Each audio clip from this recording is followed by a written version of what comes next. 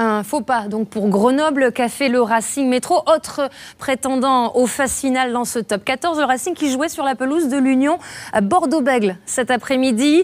Le Racing qui n'est toujours pas dans les clous, 8e. Son entraîneur Laurent Travers déclarait d'ailleurs cette semaine que chaque match d'ici cette fin de saison régulière serait une finale. Il en reste donc 7 de finale Guillaume Garrigue. Et évidemment, il n'y a plus de points à perdre pour les Racingmen.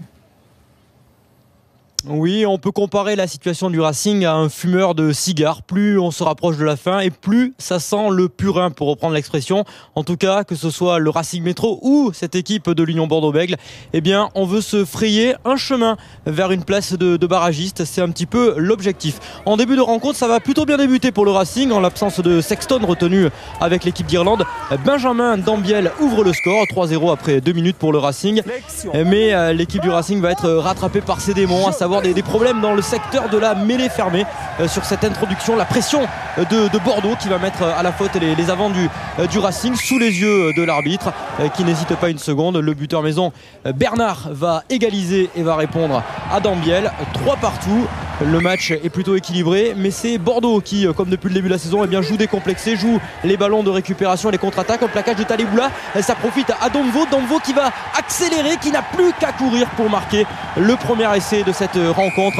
Un essai en contre de Bordeaux grâce à un très très bon travail défensif du Fidjien Taleboula, que vous allez voir, il plaque Adrien planté, et puis ce jeune espoir Domvo, l'arrière de l'Union Bordeaux-Bègles, qui inscrit là son 2e essai personnel cette saison, un essai qui sera transformé et qui permet à Bordeaux-Bègles de mener 13-3 après 21 minutes. Le Racing essaye de jouer mais perd des ballons et s'expose à des contres avec cette attaque. Le 3/4 centre Lacroix qui va donner à Le Bourris qui va cadrer pour Taleboula qui va aplatir, mais c'est un petit peu juste. Arbitrage vidéo et vous le voyez, Taleboula, ça se joue à quelques centimètres, passe le pied en touche. L'essai sera donc refusé. Alerte pour le Racing Métro qui n'arrive pas à installer son rugby, qui n'arrive pas à jouer et qui va même faire des fautes. La conquête de Bordeaux est très propre, à l'image de cette prise en touche.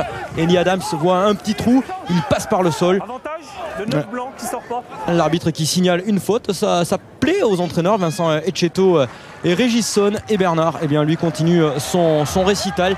16-3.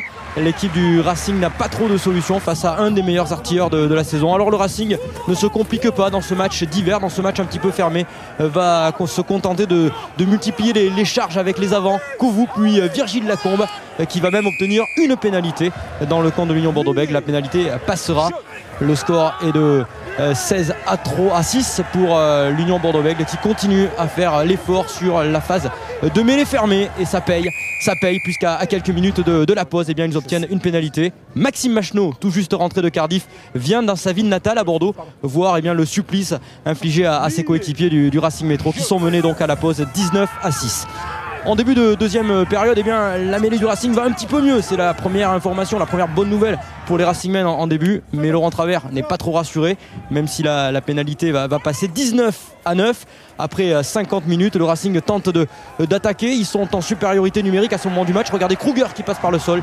Mais magnifique attitude de la deuxième ligne et de l'attelage Marais-Clarking qui joue le contre. 50 mètres en coin, eh bien, ça ne fait pas peur à cet homme, Pierre Bernard, qui va passer la pénalité. 50 mètres en coin, 22-9 pour l'Union Bordeaux-Bègles qui s'appuie sur ses points forts, la mêlée, la conquête, la touche.